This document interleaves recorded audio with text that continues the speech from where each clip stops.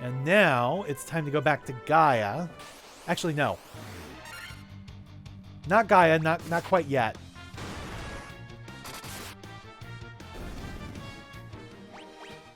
Instead, we need to go give the Rosetta Stone to Dr. Un, and he is in Melmond. So I think the quickest way is sailing south by southwest, or south by southeast, I mean. There we go. Alright, in here we'll visit the inn real quick. There we go. Might sell off some of the extra loot.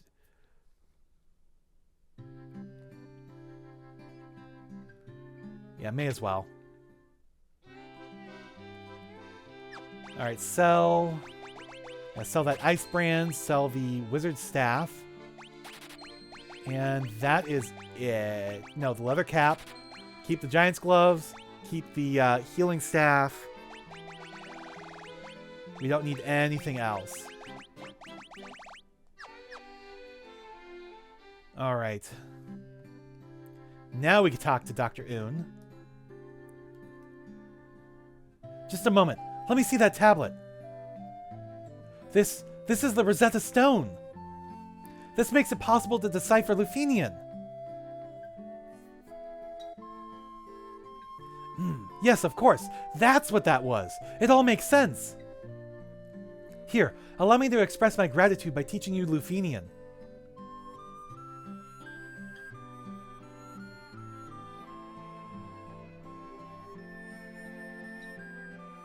So that was pretty quickly, but there! Now you can speak Lufenian too! Which is good, because we need that in Lufenia. Because again, if you go to Lufenia without doing this first, all they will, tell you is just gibberish. But with that done, it is now time to go to Lufenia. I think the quickest way is northwest. Yeah, there's Lufenia itself. But remember, we have to start all the way back here. And sail across that lake. Or rather, canoe across it, paddle across it. And face off against dinosaurs! This is the land of the lost. This is where the ancient civilizations have come to die. You'll understand more in a little bit once we get to Lufenia. But yeah, this peninsula is, you can find and face dinosaurs on this peninsula. Kind of because of that. But you've also got like regular monsters too. So here we have Lufenia. We are the Lufenians, the descendants of the race that once lived among the clouds, the Sky People. You use a vessel you call an airship. It was built by one of our ancestors, a man by the name of Sid. So this is, this makes it canonical that Sid is in Final Fantasy I, even though you never actually see him. Believe it or not, this was actually a retcon. This was not originally in the Japanese, release. Definitely wasn't in the NES release. But I don't think it was in the Famicom release either. Sid was actually introduced to the franchise in Final Fantasy II. But since he became kind of a major staple of the game, they eventually retconned him into the game here. We have a legend that has been passed down through many generations. According to this legend, 400 years after the fall of the civilization in the sky, i.e. our civilization, warriors bearing light will come forth to save our people. And that would be us. So, Lucan is not the only one making prophecies about us. The light bearers, then the legend is true! Yes, indeed it is. Yeah, we can't actually go into any of the buildings here. 400 years ago, we built a civilization of the highest order. Highly advanced, highly technological, even beyond the skies we reached. However, that is not but history now. Yes, indeed it is. The flying castle floats on a blue sea of stars beyond the sky. So there we go, thank you. They actually make it clear that the flying castle is, up in the stars, in the heavens. It is literally a space station. Which Strangers of Paradise does a really good interpretation on. But unfortunately, every single version of this game has been based on the WonderSwan color since that, remaster or remake, and they made a change to it. You'll see when we get there. but the original Famicom and NES version literally have the background outside the walls of the Flying Fortress be a sea of stars. The world is composed of 4 forces: fire, earth, water, and wind. Of those, we showed the greatest prowess with the power of wind. High in the sky, we set a castle afloat in that azure sea of stars. It's basically the same thing there. The Sky People would pass on their memories from one generation to the next through rituals. But 400 memories is a very long time, and those memories have begun to fade. Could the mechanical beings our ancestors created still function? Well, we know at least one of them did, for a little bit at least. Maybe more still do. The castle that floats high above the clouds was once the home of our ancestors. The Mirage Tower is the gateway to that castle. So again, the Mirage Tower and the Flying Fortress, in order to get to the Flying Fortress, you have to go through the Mirage Tower, which means basically you have to run 2 dungeons one after another. Which is another reason why it might be good to do the Mirage Tower or possibly the Flying Fortress in 2 trips. We came to believe there was another entity controlling the 4 fiends. To ascertain its location, we sent out 5 warriors, but much time has passed since we heard from them. I hope no harm has befallen them. Keep that in mind, it will be important later. We placed our last hope in the 5 warriors we sent out. It's been said they fell victim to the curse of the fiends and were turned into bats. But wait a second, didn't this guy just say there was no word? Much time has passed? Yeah, okay. So, they don't actually know, they just have rumors of what happened. Tiamat blocks the power of wind, the source of the Sky People's strength. Yeah, Tiamat is the mother of dragons. She is also the fiend of wind. Before you leave, legendary warriors, take this chime with you. It will grant you passage into the Mirage Tower. So yeah, this is the key item we need to get in there. So we got the chime. Yes, without this, you can't properly enter the Mirage Tower. And without the warp cube, you can't go from the Mirage Tower to the Flying Fortress. So dulcet chime of Lufenian origin. There's one other guy to talk to here.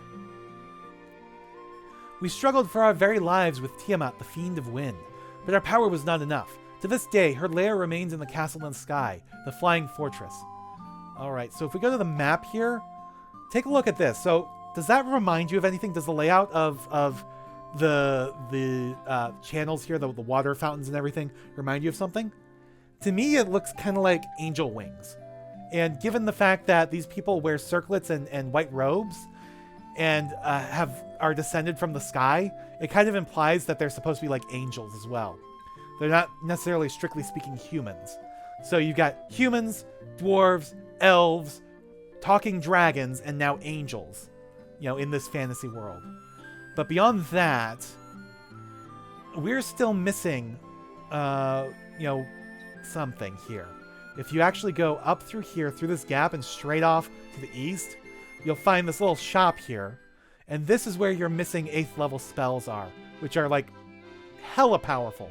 You got full life here, which, heals your, not only revives your party members, but brings them back to full max health when it does. Of course, it's only, 1 target at a time. And also Flare, the most powerful spell in the game. Excuse me. So with that, with both of those, we are now done in Lufenia. We can properly leave. So just go off in any direction here. And now it's back to Gaia to get some last preparations before we take on the Mirage Tower.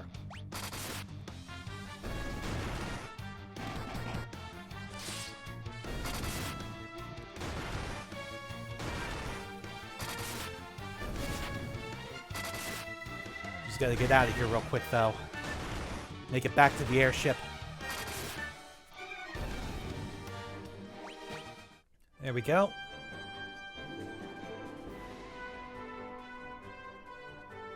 Right, come on. You know what? I'll put you back on healing staff duty. And you? Let's try out Flare. Let's see how that works. Even though Jack and Candle can one-shot most of these monsters, I just kind of want to see what Flare looks like. Boom. There's a reason this was called Nuke in the NES version.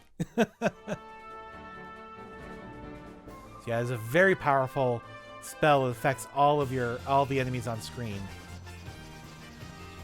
All right, back to Gaia. And we are here mostly so that we can get some extra equipment. First off, here we go. We'll go ahead and buy the cat's claws. All right, sell. There we go, mithril knife. Wait a second, was I wrong about who can equip the cat's claws? I was wrong. I wasn't even paying attention when I talked about it earlier. So it's not just the black mage and wizard and the ninja and thief. It's also the red mage and wizard and the warrior and knight that can equip it.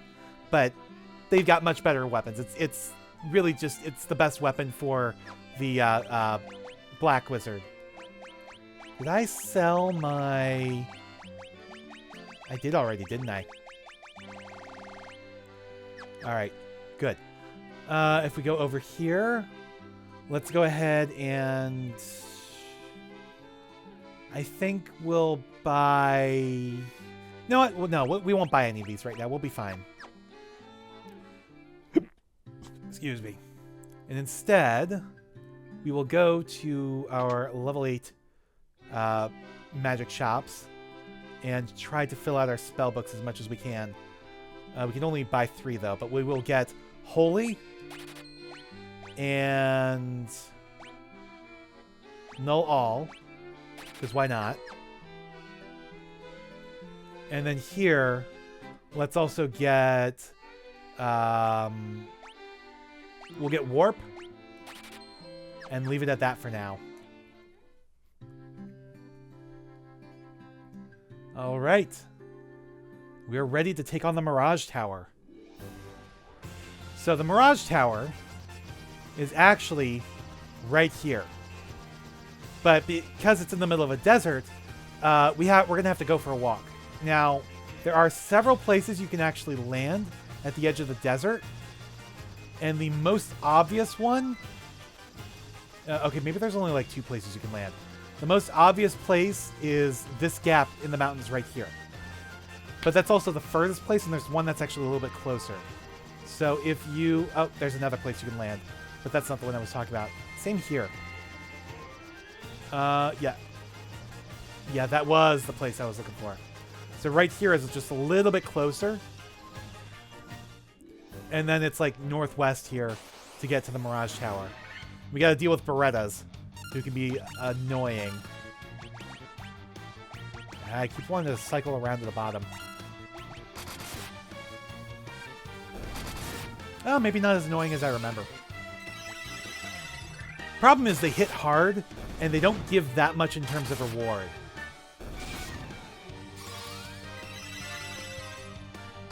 I think maybe some decent experience, but like 1 gil apiece. So yeah, some decent experience. Oh, no, they actually do give decent gil in this version. Okay. In the original game, they only gave like 1 gil apiece. 1 gold piece. Alright, so here's the Mirage Tower. Let's go ahead and use a cottage real quick. We've got plenty.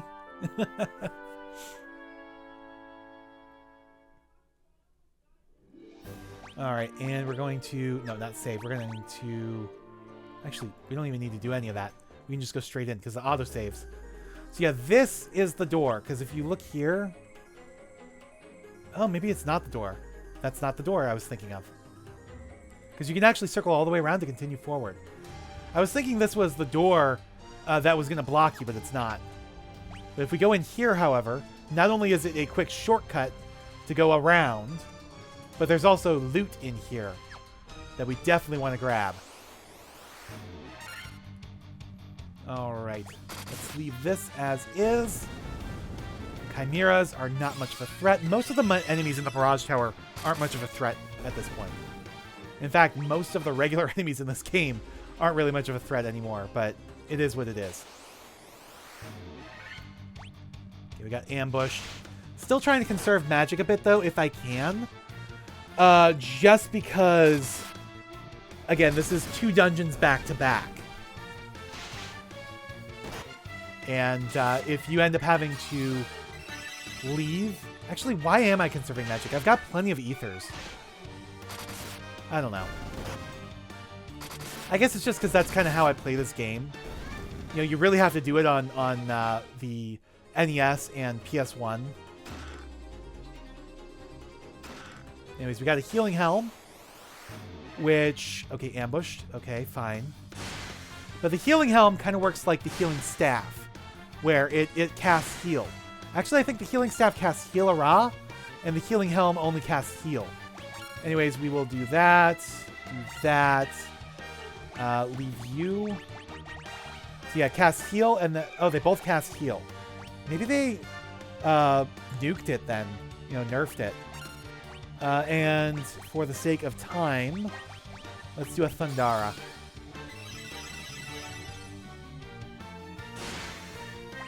And leave it as is. So yeah, here we've got Guardians, which again are mechanical constructions that are guarding the Mirage Tower and the Flying Fortress. So more robots. Robots as enemies. We got the Vorpal Sword. The Vorpal Sword is less powerful than the Ice Brand. Very sharp crescent blade. Which means it's also less powerful than the Defender. Okay. But it's also worth quite a decent amount of money. So we got an Aegis Shield. Aegis, however you want to say it. An Aegis Shield, which is, I think, the best shield in the game. So, yeah, it has the same stats as the Diamond Shield. But where the Diamond Shield guards against lightning, the Aegis Shield guards against stone and poison.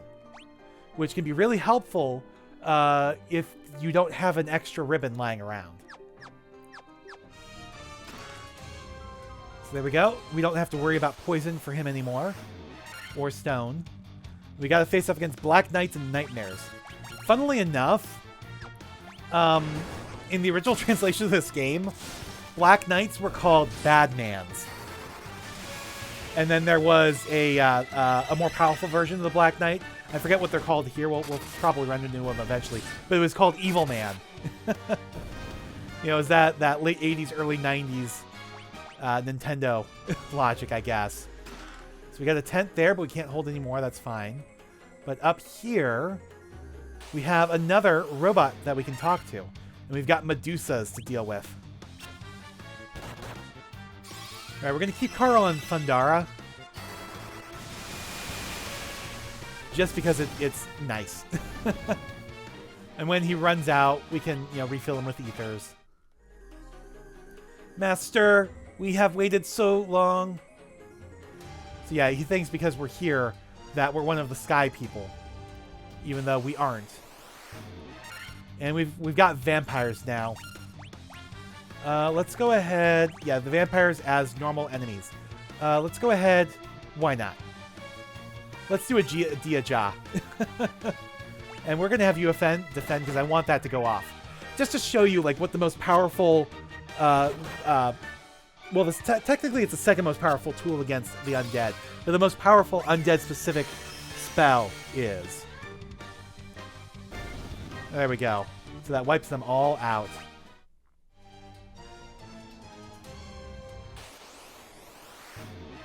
Alright, so Nightmare. Let's put this back. And, you know what, items? Let's have you do the healing helm as well.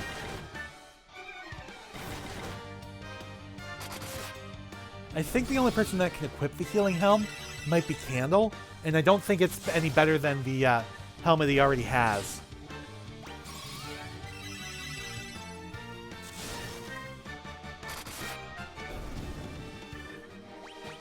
Yeah, actually, if we go into our items here and check that, it's a healing helm. So yeah, the Knight and the Ninja are the only ones that can actually equip it. And if we actually look at equipment, yeah, the healing helm is worse than the diamond helm.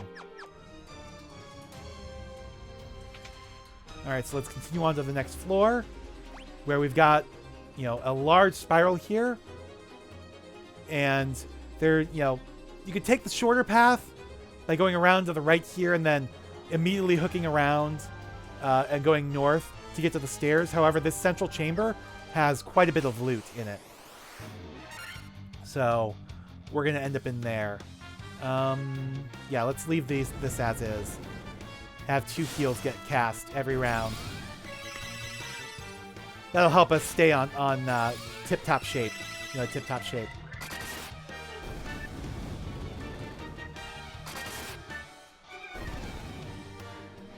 There we go. Oops, I went a little bit too far over.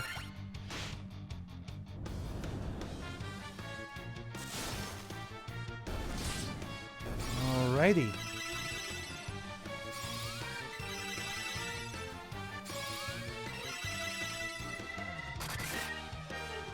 Got you. Bye-bye, Hellhound.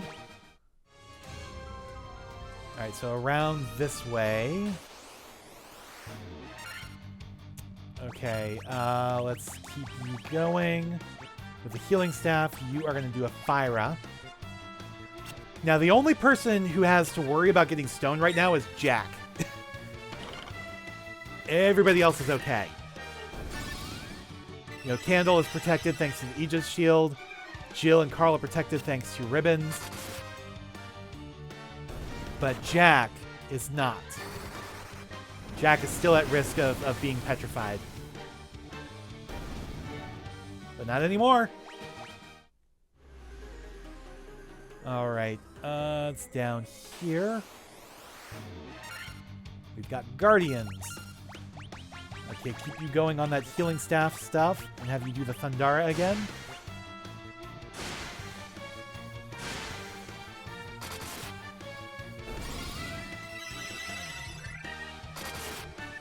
There we go. Perfect. Alrighty. Oh, I want to talk to you. Our friend left on a journey to the west. He took the warp cube and went to see our master. So yeah, that is talking about the guy we met in the waterfall cave, and would be your clue if you hadn't already gotten it to really go back and get it now.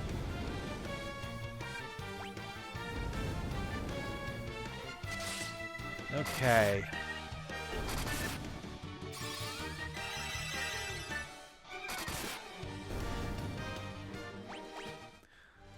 We wanted to come down here to get all this loot, because we're going to get Jill's best weapon in here as well. I wonder if it's named the same in this version as it is in other ones.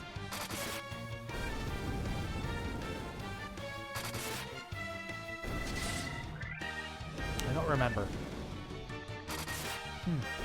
We'll find out soon enough. There we go. We got some Gil and the fight against a blue dragon with red eyes instead of white, but still a blue dragon.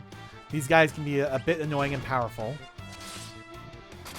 but they're not too much trouble. There you go. There we go. Thor's hammer. I was wondering if it was going to be called that or Mjolnir, but it's literally just Thor's hammer, as it has been since at least the PS1 version. I think in the NES it was just called Thor, but that is the best weapon that a white wizard can equip. And it also casts Thundara when used. So Jill can now cast Thundara by using it. Nobody else can because it's equipped to her, but Jill can use it. And then we get a cottage, the Sunblade, which is a good upgrade from the Ice brand. And it's effective against the undead. So we'll go ahead and give that to Candle. And we also got the Dragon Mail, which is the best armor that Candle can equip. It's the same, same stats as the Diamond armor, except it guards against fire and ice, whereas the Diamond armor only guards against lightning. So the Dragon Mail is basically a combination of the Flame Mail and ice armor together with higher stats. And so we will take the Dragon Mail. Especially since we're going to be facing off against the mother of all dragons at the end of this pair of dungeons.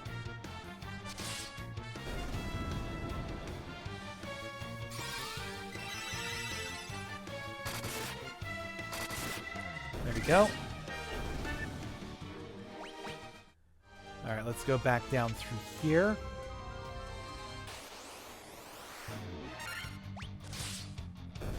We'll just go straight through here. See, notice how hard the Sunblade is hitting against these guys.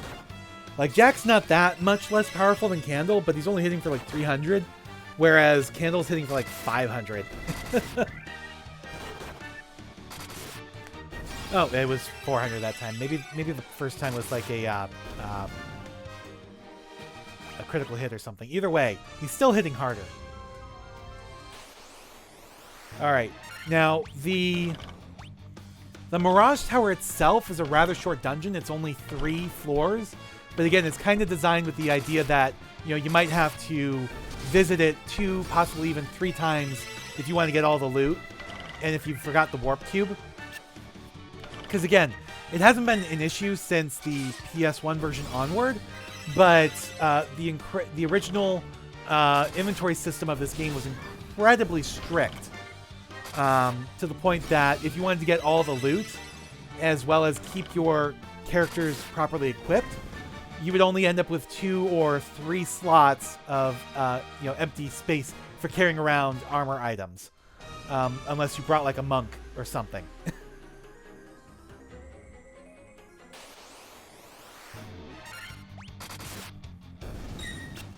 But since the PS1, they've had unified inventory systems, where everything just gets chucked in the same, endless list, unless it's currently equipped. Jack is still way behind everybody else. All right, we've got an encounter point here, which means you'll have to face it, and it is a blue dragon. By the way, that door that we just passed through that I forgot to actually say something, I think that is the door that you can't get through without the chime. I could be wrong. Like I said, I've never actually tried to enter the Mirage Tower without it. So it might just be that it never actually lets you into the Mirage Tower itself without the chime. But my understanding would be, based on the way this game typically works, like with the Mystic Key and so on, it would just, you'd be able to explore the Mirage Tower, you just wouldn't be able to get past this door into this room without it. And you kind of need to, because notice that teleport pad up there? Use the warp cube to travel beyond the sky. It will take you to the flying fortress. So yeah, we just step on here with the warp cube, and we get warped straight up to the sky.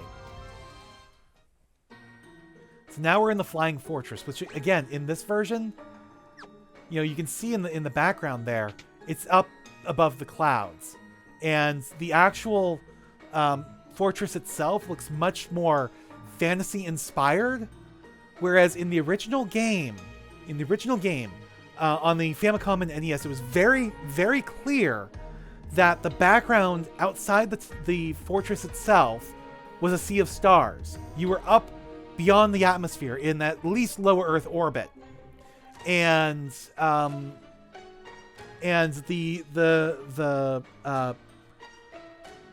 the fortress itself, the walls looked very mechanical, with what appeared to be like old analog computers from like the 50s and 60s on the walls and stuff like that. And instead here it's much more just generic fantasy, which sucks, but it is what it is.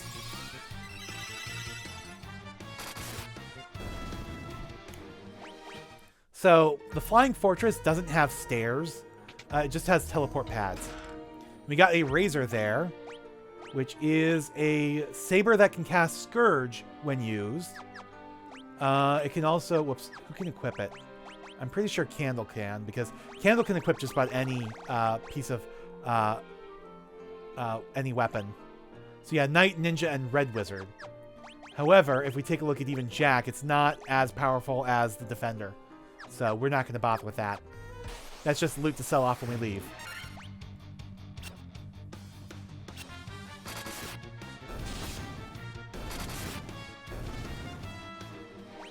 So So the other thing is, when you take a look at the world map, here it always kind of implies that the Flying Fortress is like right next to or directly on top of the Mirage Tower.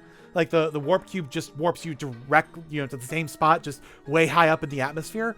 I don't think that's strictly true, and I'll explain why when we get a couple more floors in, because it'll become a lot more apparent. All right, so let's deal with these bad men, these Black Knights.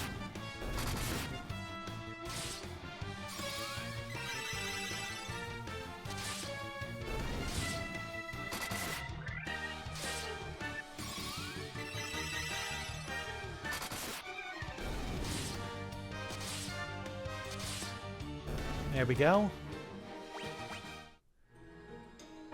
Alright. Whoops, I didn't mean to go in there. I meant to go this way. Earth Medusas are done. Or they will be done here in a second. Yeah, like regular Medusas, Earth Medusas can still, inflict stone. But we don't really have to worry about that too much anymore. We just gotta grind our way through these monsters.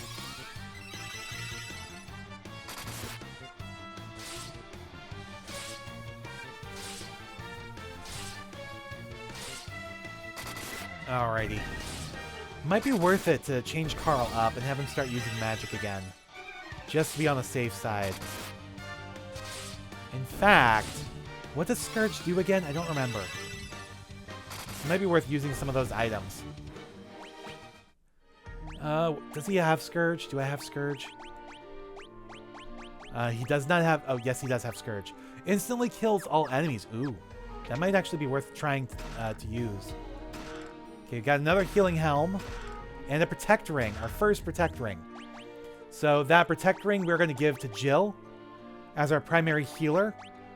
Same, better stats than the leather gloves. And it guards against instant death. So with a Protect Ring... Excuse me, with a Protect Ring and a ribbon, she is pretty good to go. Alright, we got Spirit Naga with a preemptive strike. Alright, keep you going on that healing staff. And you, I'm going to set up to do the Razor. Although it doesn't really matter this time around. Alright, going to circle around here to the west. There we go, we got Manticores now. Which are still one-shot kills for Candle, at least. And Jack. But Scourge missed. Scourge is going to miss a lot.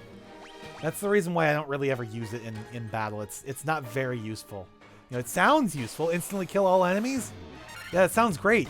It just doesn't work very often. Oh, it worked there. So you got to see what Scourge did. Alright, got a potion, but we can't hold any more. Alright, so that is all the loot on this floor. It's time to head on to the next one. Which has something incredibly important that we get. It is actually the last key item in the game.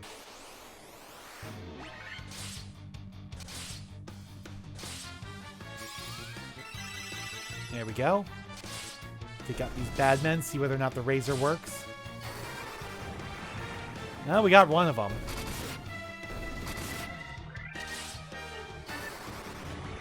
And another one. There we go. I wonder if it only takes about one enemy at a time. I'm not sure. I haven't seen it take out more. So yeah, we just teleport here to the next floor.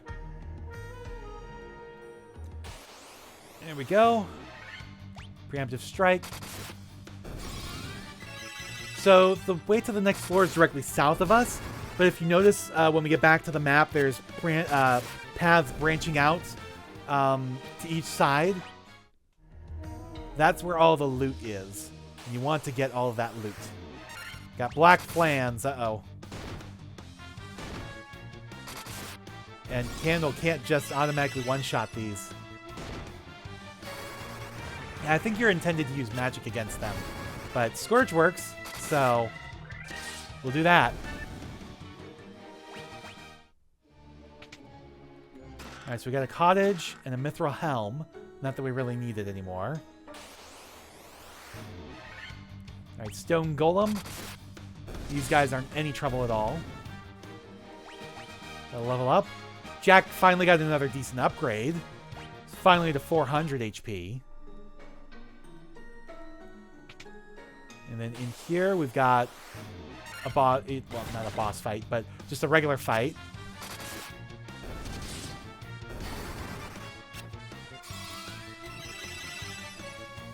There we go. Perfect. Okay, we've got some gil and a lot more gil. Alright, preemptive strike, we're good. Oh, so Scourge can take care of more than one monster at a time. Okay, that's good to know.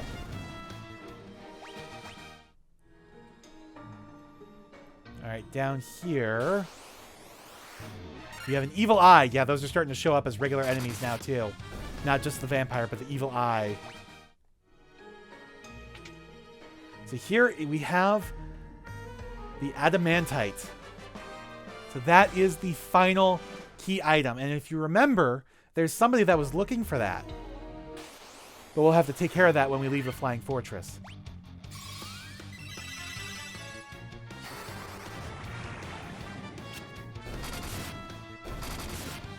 There we go. Those guys are no trouble at all. Go straight across here.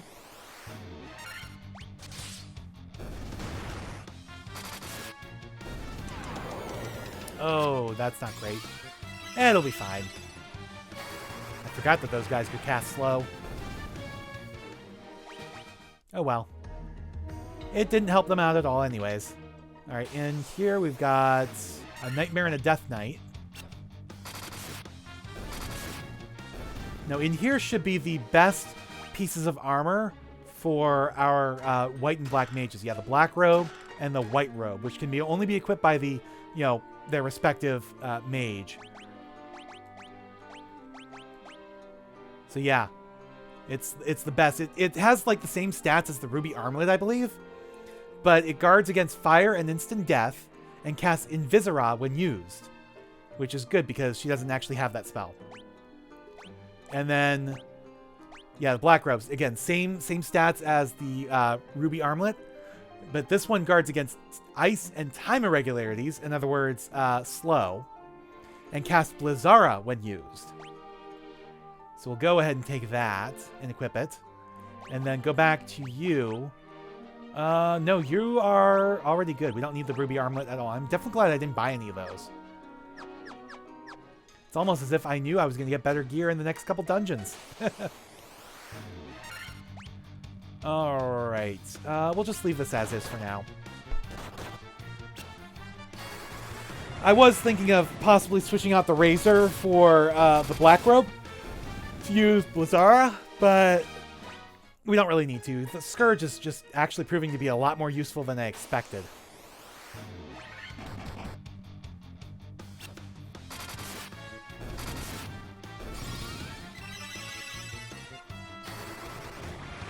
I'm pretty sure the spell is called Bane, because it's kind of poison-based in the original version, and the sword itself is called Bane as well. So we got a diamond shield and a ribbon. So that ribbon is going to Jack. And then the diamond shield, we're going to not do. Because we've already got the Aegis shield equipped. Alright, we're good here. Might take a minute, but we'll see. No, actually, that'll be it. That's all she wrote. I was going to say, when Candle only hit for 7 damage, I was a little bit worried it was going to take for a good while. But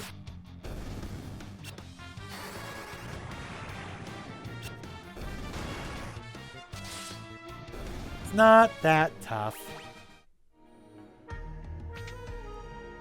Alright, we've got the diamond gloves. Do you already have a pair? Yeah, you already have a pair of diamond gloves. So if you had a second night, you could, pretty much kit him out again in this dungeon. Or if you, say missed some of those, some of the loot in, the Sunken Shrine, the Water Cave, the Mirage Tower, so on. But we're getting all the loot. Alright, so this next floor is the last one with loot. And we are going to go up first. Now we've got vampire lords, which are stronger than regular vampires. Oh, I'm going to need to heal after this. Candle got silenced, but it doesn't really matter. I really don't use any of his spells in combat anyways. We're going to heal up real quick.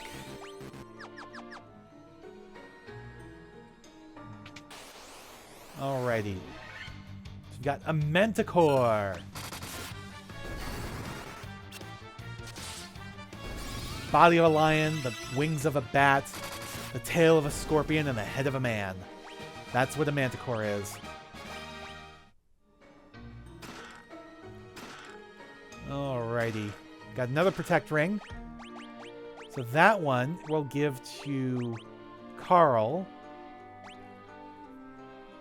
So Carl and Jill now have the best equipment they can get in the game. This is the best equipment they can get. Jack and Candle are close to that, but not quite. Candle just needs his best weapon. Jack needs his best weapon as well, and maybe one or two other things.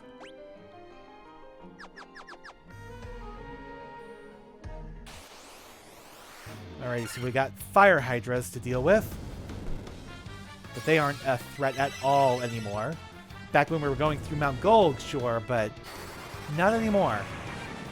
Especially since we can instant kill two of them with a well-placed Scourge spell. Alright, we'll talk to you in a minute, Mr. Robot. I want to get the loot that's over here first. I think there's only 3 loot chambers in this on this floor.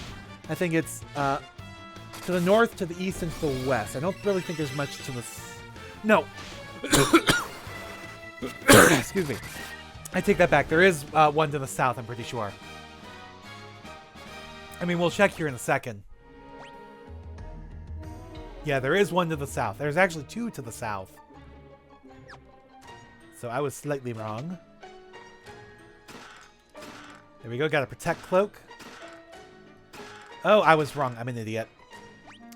This is not the best equipment that Jill and Carl can get, because they can also equip Protect Cloaks, which are the only shield items they can equip. So it's a large cloak worn over armor.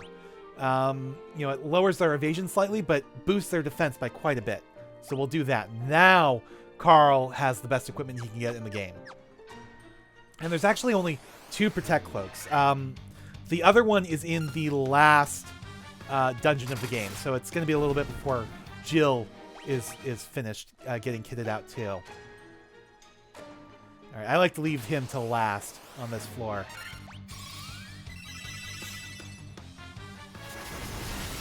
Oh, these guys can cast Blizzara and Thundara, but those spells aren't too much trouble anymore.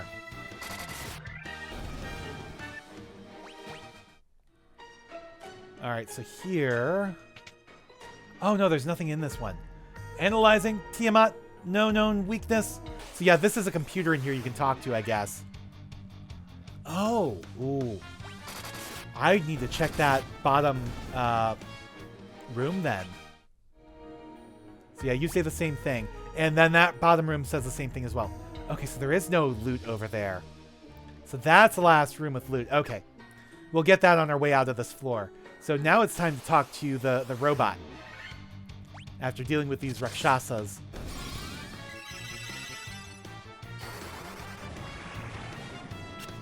Because the robot has some really important information for us.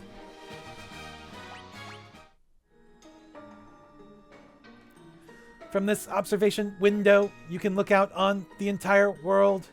Now, again, he describes this as a window, but notice what happens when you actually use it. The observation window looks out upon the world. The 4 forces of fire, earth, water, and wind appear as mist converging on a single point. A point at the center of the 4 altars. This must be the location of the Chaos Shrine. So yeah, notice, you can actually look through the window to see the whole world. I don't think it's an actual literal window, because you would have to be like way high up. And again, assuming that the world is a sphere, which I mean, it may actually not be because the way it wraps around both horizontally and vertically.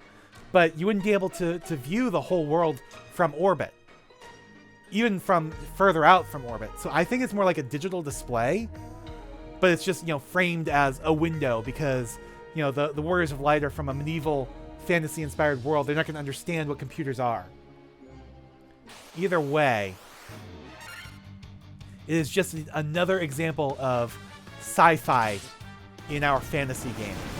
And it's kind of your big clue of where to go after the Flying Fortress. Once we've, finished with the 4 crystals, there's, more to do. All right, so over here.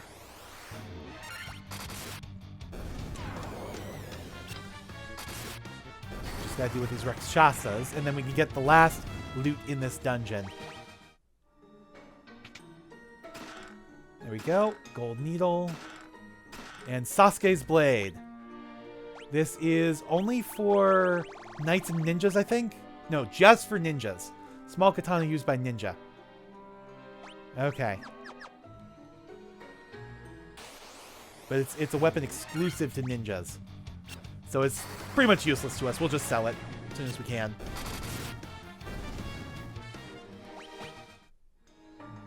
Alrighty. So let's go ahead and go up to the next floor, which should be the only other floor in this game that, scrolls horizontally and vertically.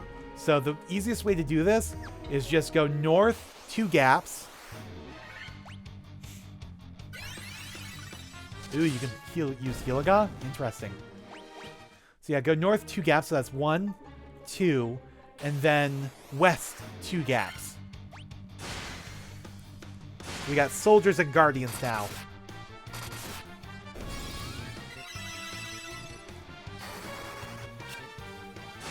And of course, Scourge missed. And then west 2 gaps, so 1. And after this fight will be number 2. But yeah, if you're not paying attention to where you're going, you can just wander around infinitely on this map, completely lost. Because like I said, it scrolls horizontally and vertically.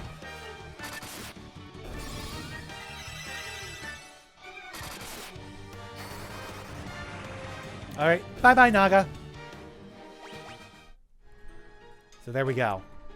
And then this will take us to the last floor of the Flying Fortress, where we are going to heal and save. Do a quick save. And the reason we're doing that is, see this very long bridge? Tiamat is at the end. However, before we get to Tiamat, we have to travel this long bridge. And there is a very, very, very powerful monster that could, it's a very rare monster too, but it could show up here. So I'm worried about running into it.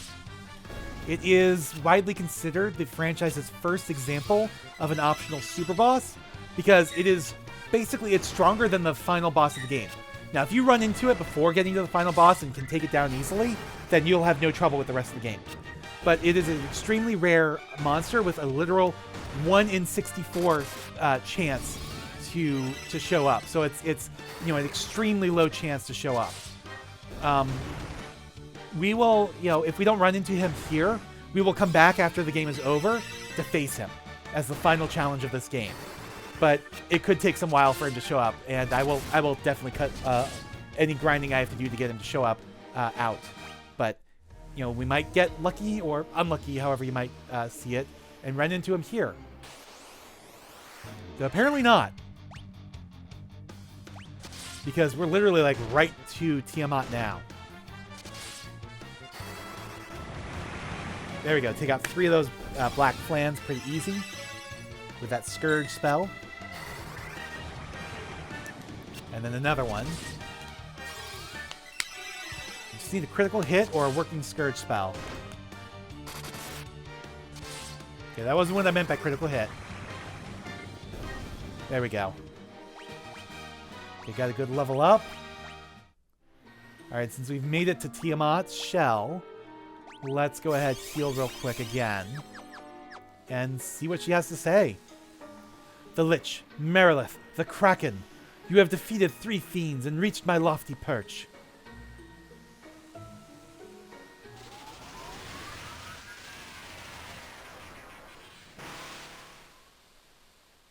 All the better. May the image of Tiamat, the fiend of wind, be the last to burn in your eyes. And may you fall quickly and easily. Alright, go ahead, attack. Oh, no, don't attack. I want Giant's Gloves. I want Haste.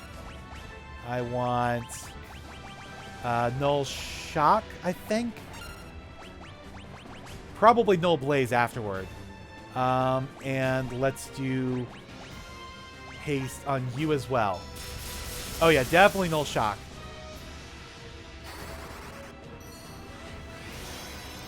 There we go, we got our Saber off. Null Shock missed. Oh. Because everybody already has protection against lightning. So that's not going to be useful anymore. Okay. I'm pretty sure. Let's have you use the Giant's Gloves as well. Let's have you heal up real quick. Let's do... Yeah, why not? Just top everybody off. And have you cast Flare. 333 attack. Definitely glad I did the Healaga.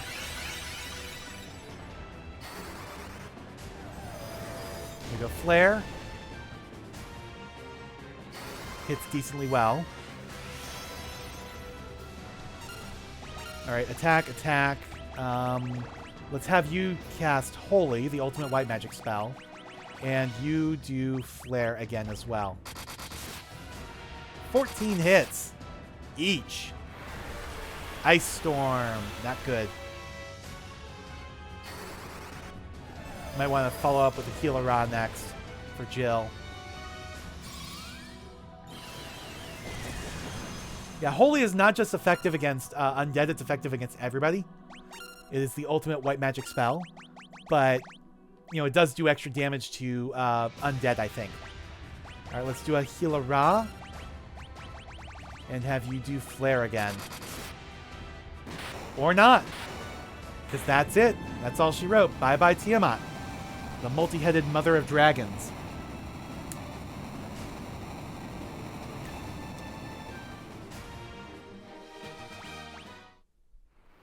There we go.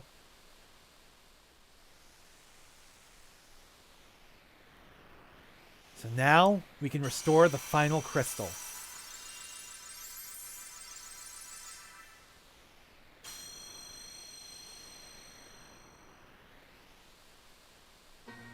Alright.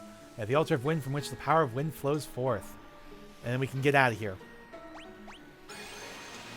We'll be back later, after we beat the game, to face Warmech. Alright, so let's go this way. Now, you guys know where we need to go next, right? You know, if it wasn't already obvious, we do need to go to the Chaos Shrine to continue the game. However, remember that the Circle of Sages insisted we come see them again after restoring the crystals. And there's a reason for that. They will explain more of what's actually going on. So, I think north... No, it doesn't really matter, north or south. I was going to say, I think north might be the quicker way, but it doesn't really matter. North or south, either way is fine.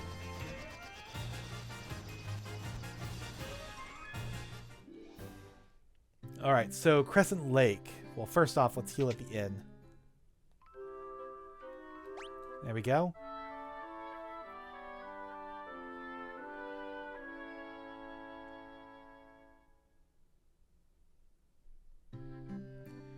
And let's go ahead and sell off some extra loot. I don't need Sasuke's blade, don't need the clothes. Don't need the mithril helm. Don't... that razor's been useful. We'll go ahead and hold on to it. We don't need these, though. There we go.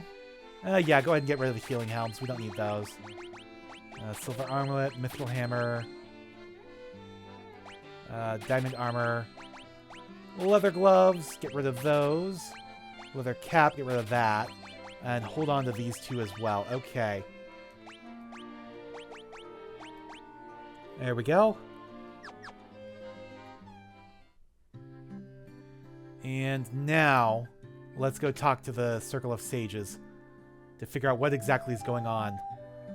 Will Lucan actually tell us something for once? I'm Lucan? No. 12 sages are we, yada yada. The four forces gather in the Chaos Shrine, the geographic center of the four altars. With the forces again flowing freely, the time to go to the Chaos Shrine and strike at the root of darkness has come. The four crystals shine once again. The combined power of that light is the only means of breaking through the wall of time. The architect of this disaster is beyond that wall, 2,000 years in the past. So yeah, we have to travel back in time to fix this. You would have no memory of this, but before you wandered into this land, time flowed properly for you. But that flow of time has become warped for you now, in this time. Yeah, I don't quite buy that. He's trying to say that it's a time loop. I don't quite buy that. I'll explain in a little bit. The chain of time has become looped back upon itself. You must travel back in time to the link in that chain that gave birth to this cycle of wrath and destroy it. The sequence of disasters that began 400 years ago. It was triggered by events that happened only a scant few days in our past. Again, I don't quite fully buy this. But whoever set this in motion has now fled 2,000 years into the past. I see time spiraling. Whatever went back 2,000 years in the past has brought the world to the brink of destruction. And now, 2,000 years, it travels again into the past. A cycle of wrath without end. An ever-repeating 2,000-year cycle. The warped destiny that gives birth and rebirth to wrath. But it's no more than an illusion, a fantasy, and only the warriors of light can break the cycle. I agree that the loop is an illusion. It does not actually work like a time loop. Bring the light of the four crystals to us. Warriors of light, only you can do this. Power must be directed toward its proper end. 400 years ago was wind, 200 years ago was water, then came earth and fire, the four forces that make up the world. So yeah, again, they're trying to say that something just a few days ago started a 2,000-year time loop that caused, those disasters 400, 200 years in the past and so on. I don't quite buy that. I think that was already happening, and I think it would happen regardless of the loop itself. But either way, we need to go back to Gaia real quick because there's some supplies we need.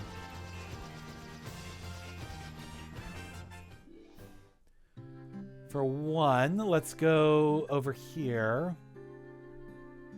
We're going to buy one more Protect Ring.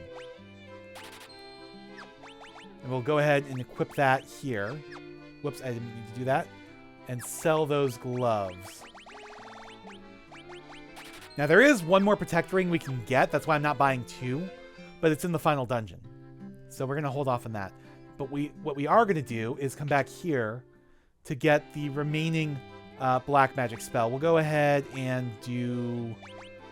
we've already got a Scourge, so we'll do Stop. Why not?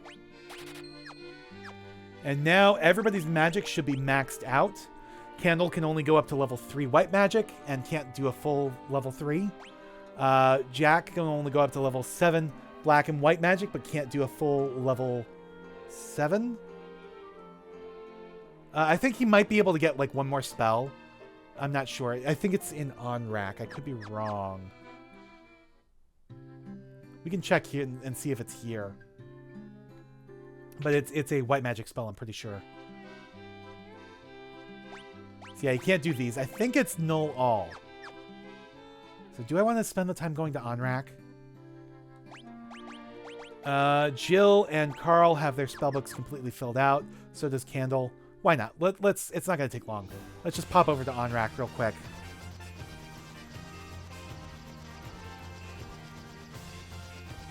It just sucks that we can't like pop out directly next to Onrak. So we've got to deal with these fights. There we go. Healing Staff.